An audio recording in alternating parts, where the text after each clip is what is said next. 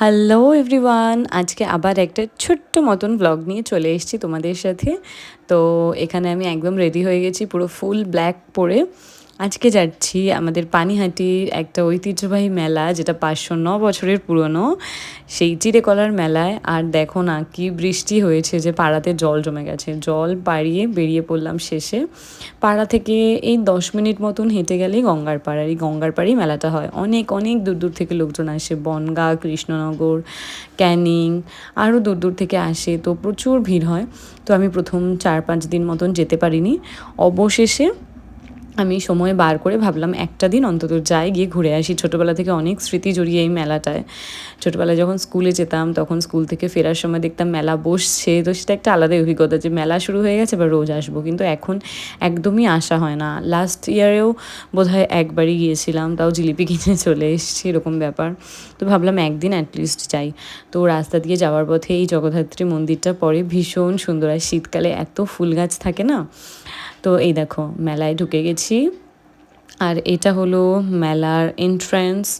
এই যে এখান থেকে মেলাটায় ঢুকছি, আর এই যে ছোটো ছোটো কয়েকটা স্টল আছে। আর মেলা আজকে ভেতরটা একদমই ফাঁকা ছিল, যেহেতু বৃষ্টির ওয়েদার ছিল, তাই লোকজন একদম ছিল না।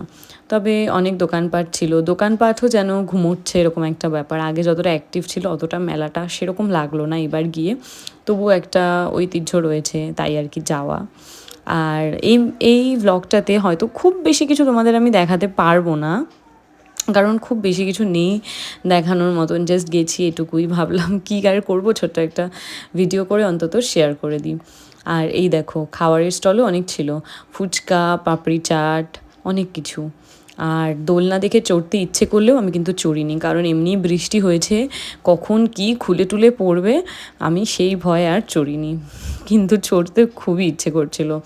যাই হোক, একদমই নিশ্চয়ই দোলনা পড়ে যাবে না, ওটা আমার মনের ভয়।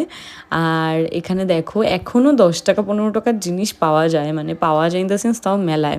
এই 10 টাকা 15 টাকার জিনিসের দোকান ছোটোবেলা থেকে দেখে আসছি। তো এখানে অনেক থালা বাটি এরকম দোকান ছিল, যেখান থেকে আমার কিছুই নেওয়ার ছিল না।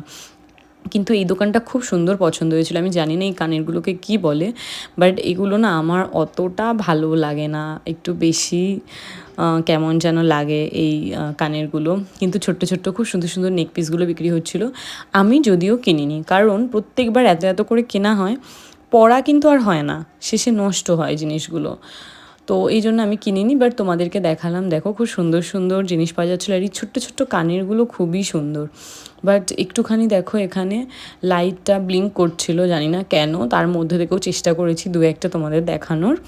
এই ইয়াররিংগুলো খুবই সুন্দর, বাট এগুলো আমি সবসময় দেখেছি লোকাল ট্রেনে বা অন্য দোকানেও পাওয়া যায়। তো শুধু যে মেলায় পাওয়া যায় এরকম না। আর এই হাতটা দেখে কে কে গেস করতে পারছো বলো এটা কার হাত? যারা গেস করতে পারবে তারা কমেন্ট করে জানাও। তো এই চুড়িটা আমি নিইনি, তবে সুন্দর লাগছিলো বলে পরিয়ে দেখলাম। তারপর একটু বাদাম কিনলাম মেলায় এসে। সেরকম কিছুই বাইরে খাওয়ার আজকে প্ল্যান ছিল না, তাই খাইও নি। বাদামটা কাকুটাকে বললাম যে কাকু বাদামটা ভালো তো, গরম তো? বলছে হ্যাঁ হ্যাঁ খুব ভালো। কিন্তু বিশ্বাস করো এই বাদামগুলো দেখি আমার ভয় লাগে। তারপর যখন খেলাম পুরো মিয়ানো, পুরো পুরো নেতানো একদম, না মিষ্টি ছিল না কিছু। তারপর ভাবলাম কী আর করি, মেলাতে তো 10 মিনিটেই ঘুরে মেলা শেষ। তো তারপর এই ফেরিঘাটের টিকিট কেটে এখান থেকে কোন্নগর গেলাম জাস্ট হাওয়া খেতে, মানে কোন্নগর যাবো আবার চলে আসবো। ভাবো একবার শুধু। এই এখন যাচ্ছি, আর খুব একটা না বেরোনো হয় না, মানে ধরো এই গঙ্গার পাড়, এই এখানে ওখানে এরকম যাওয়া হয় না। তো আজ যখন বেরোলাম ভাবলাম একটু ঘুরি।